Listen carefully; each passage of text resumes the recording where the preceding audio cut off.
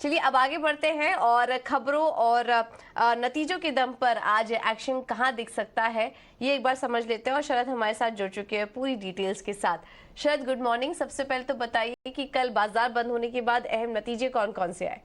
जी बिल्कुल, सबसे पहले जो है हम लोग फोकस करेंगे आपकी निफ्टी अर्निंग्स को लेके। भारतीय एयरटेल के नतीजे आए थे कल पोस्ट मार्केट। आज largely inline set of numbers देखा। एआरपीओ आंकड़े होते हैं उसमें भी थोड़ी सी बढ़ोत देखने मिली है। ऑलमोस्ट 1.6% का ग्रोथ आया, 193 रुपीज़ पर यूनिट पे आया है। लेकिन हाँ, लॉसेज में थोड़ी सी प्रोविजनिंग देखने मिली है, बट ओवरऑल जो है इनलाइन सेट ऑफ नंबर्स है। हीरो मोटोकॉर्प के ओवरऑल कह सकते हैं कि स्ट्रॉन्ग सेट ऑफ नंबर्स देखने मिले हैं। हालांकि मार्जिन्स में से एक स्लाइट मिस आई है, लेकिन रेवेन्यू पैट नंबर्स हैं वो जो है एनालिस्ट एस्टिमेट्स को बीट किए हैं।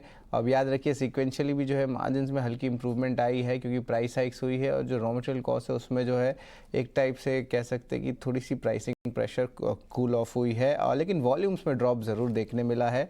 अब पर ये इनलाइन था एस्टिमेट से, क्योंकि जो फेस्टिव सीजन की डिमांड थी उसको वो सस्टेन नहीं कर पाए और ये ओवरऑल टू व्हीलर सेगमेंट में देखा गया है। इसका मतलब टोटल रूरल रिकवरी अभी भी नहीं आई है।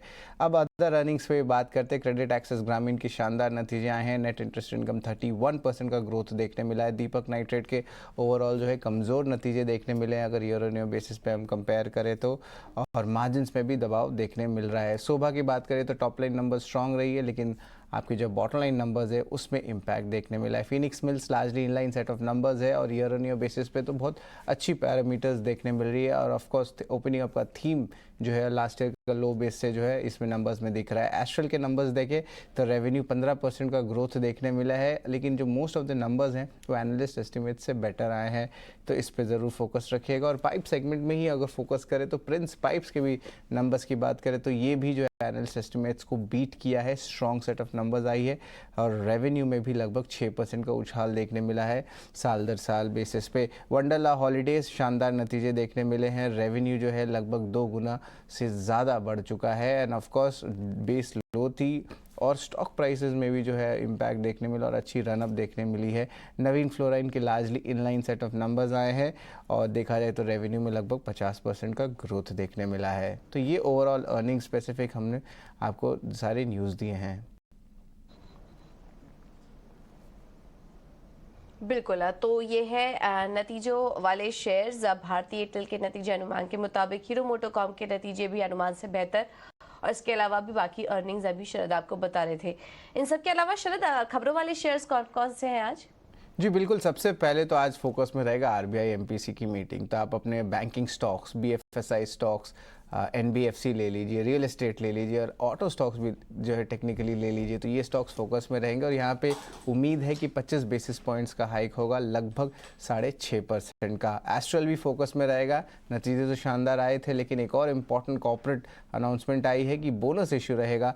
अगर आप 3 शेयर्स होल्ड करते हैं तो आपको 1 शेयर मिलने वाला है बोनस में। अगर आपने अप्लाई किया, रिकॉर्ड डेट रहेगा, लिख लीजिए मार्च 14 को। गुजरात अल्कलीज भी 500 KL वाले बायो इथेनॉल प्लांट गुजरात में बनाने वाले हैं और गेल के साथ ये एग्रीमेंट होगी। बीएससी भी फोकस में रहेगा। हालांकि नंबर्स तो लार्जली इनलाइन थे, लेकिन इंपॉर्टेंट बात है कि वो अपने 2.5% स्टेक को डाइवेस्ट करेगी सीडीएसएल में और ये ओएफएस द्वारा होगा।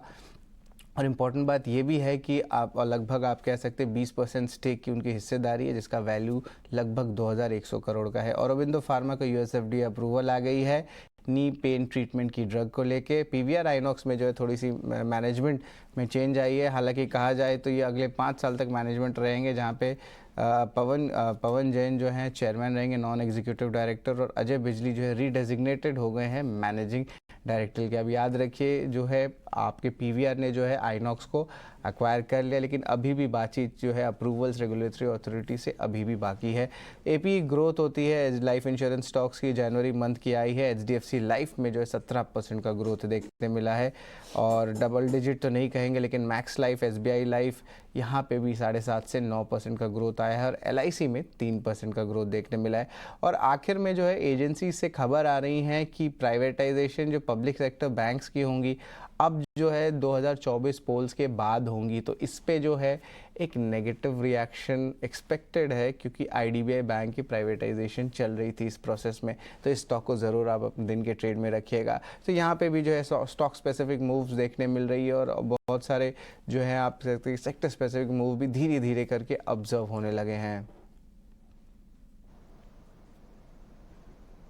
बिल्कुल तो ये हैं खबरों वाले शेयर्स जिन पर की आपको नजर रखनी है। बहुत बहुत शुक्रिया शरद आपका ये सारी जानकारी देने के लिए। तो astral poly bonus share announce कर दिया, 14 मार्च है रिकॉर्ड डेट। गुजरात एल्कलीज और इसके अलावा BSE, IDBI bank, Aurobindo pharma, PVR, INOX जैसे तमाम स्टॉक्स आज खबरों के चलते फोकस में रहेंगे। और इसके अलावा फोकस में है आज रेट सेंसिटिव स्टॉक्स भी, बैंकिंग, रियल एस्टेट स्टॉक्स, ये सब भी फोकस में रहेंगे क्योंकि आज आने वाली है आरबीआई की क्रेडिट पॉलिसी जिस पर की बाजार की नजर होगी। तो ऐसे